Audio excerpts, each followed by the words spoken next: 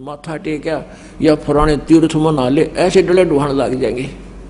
और कई लाखों वर्षों तक ऐसी साधना करने से इनके मन में वो साधना समा जाएगी। जैसे नीम के कीड़े को वो कड़वा नीम ही सुहा जाता है, और उसको यदि खांड की बोरी में छोड़ दिया जाए वो डट्टे को ना, वो तो फिर रोकना पड़ा है उसमें, फिर कुछ देर के बाद उसका टेस्ट बदल जाता है।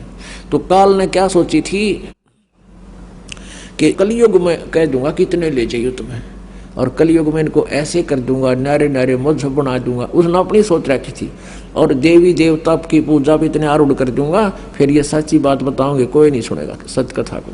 ऐसा सोचकर उसने ऐसा कहा था। और परमात्मा को पता था कि इन 3 युगों में ये मेरी नहीं मानेंगे, और कलयुग में इनकी देही टूट लेगी जब मानेंगे मेरी, साखड़ी टूट लेंगी जब। तो उनको पता था कि ठीक है, परमात्मा बोले तथास्तु। सतयुग त्रेता द्वापर माही, तीनों युग जीव थोड़े जाही, चौथा युग जब कलयुग आवे, तब तब शरण जीव बहुदावे। ऐसा वचन हर मोह दीजे, तब तुम संसार गमन ही कीजे। हे भगवान, मुझे ऐसा वरदान देके फिर आप जाओ नीचे बेसिक। तो परमात्मा को मालूम था कि इसकी बुद्धि तो जीव वाली है, भगवान के जैसी थोड़ी हो सकती है।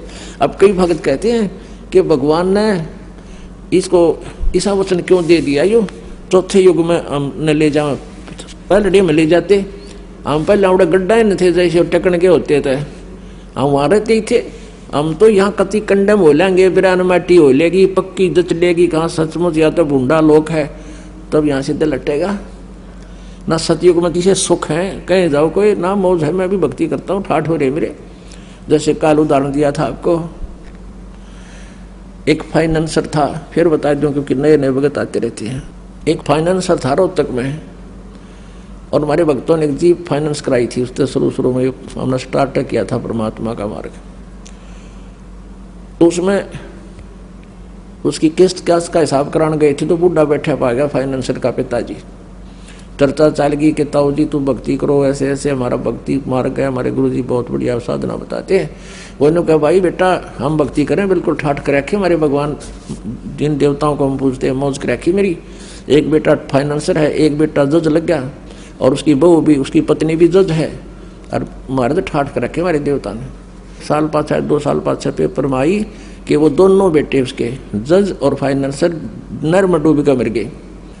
कैसे डूब कर मर गए कि उसने कोई अपने गुरुजी से धार्मिक अनुष्ठान कराया था, सारे बालक बुला लिए, वो दोनों, एक तो वहीं था, एक वो जज भी छुट्टी लेकर आ गया।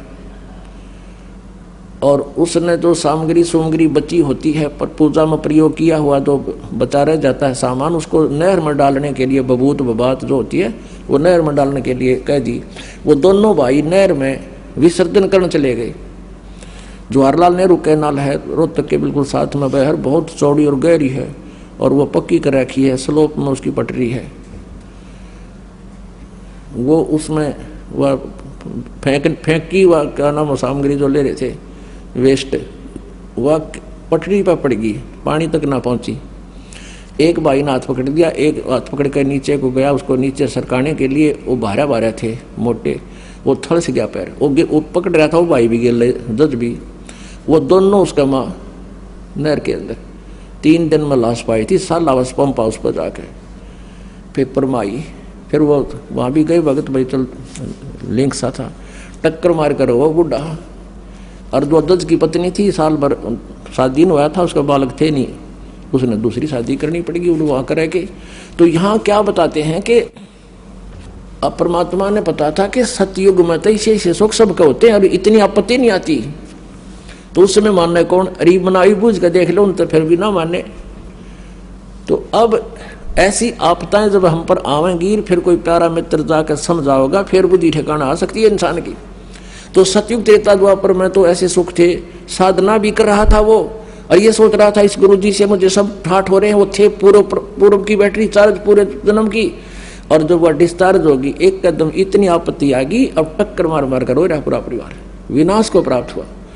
तो यहाँ क्या कहते हैं, यही पुण्यात्मा हम सारे इसी खाते में थे, हमारी भी यही बुरा हाल था हमारा। अब तो दाता ने दया करी, हम पर मेहर कर दिया, हमने राह पा गया।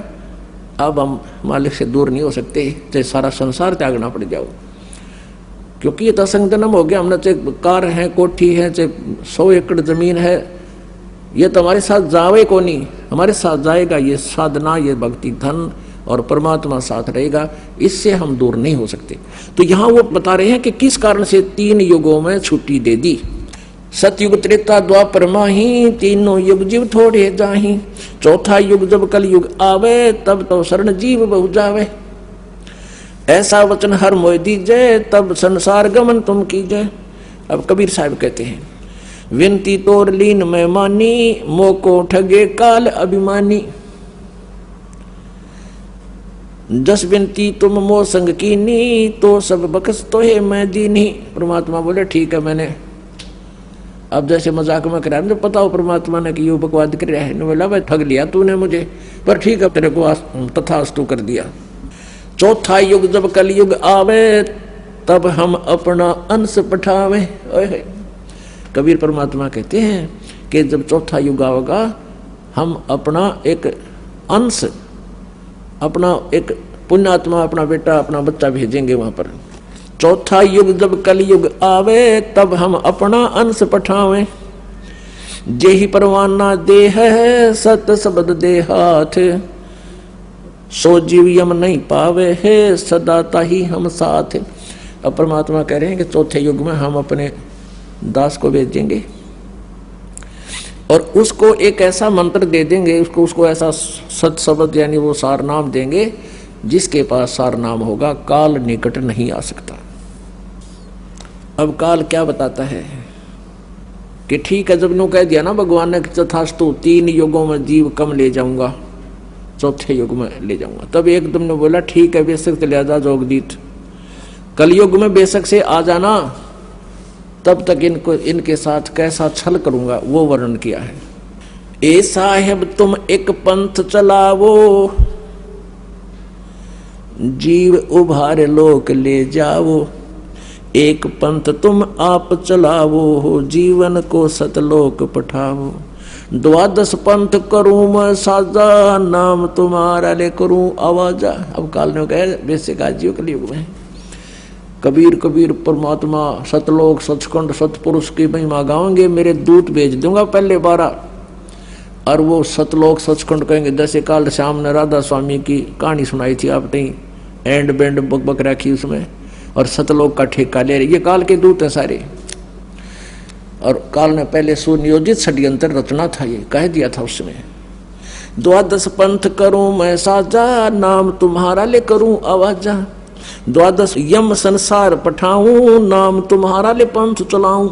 ओए होए, कहते 12 यम के दूत भेज दूंगा, अपने काल के दूत, और सचखंड सतलोक का नाम ले लेगा ये, और नकली पंथ चलाओगे, जैसे राधा स्वामी पंथ ब्यास आगरा, और दिल्ली में भी 2 हैं इनके कैटेगरी, और तीसरा युद्ध जय गुरुदेव, वो काल का दूत है, और 5वां फिर वो ठाकुर जी महाराज है। ये सर, और ये धन सतगुरु वाले का 5-6 कई जगह हो रहे हैं इनके, जैसे जगमाल वाली रियाड़े को यहीं पर हिसार के पास है एक, और गंगवा पंगवा उड़े भी वहाँ पर। कितने कहते हैं 12 यम संसार पठाऊं, नाम तुम्हारा ले आवाज लगाऊं। सतलोक सचखंड की बात, सचखंड तो नीचे बातें ना करते,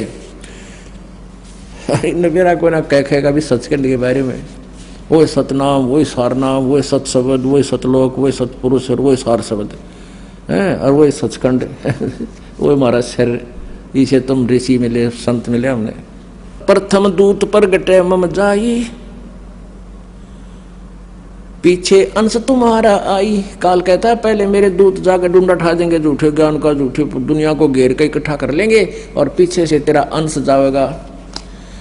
यह विद जीवन को भरमाऊं, पुरुष नाम से जीव समझाऊं। 12 पंथ नाम जो ले ही, मेरे मुख में आन समोही। कहा तुम्हारा जीव न माने, हमारी ओर हो बात बखाने।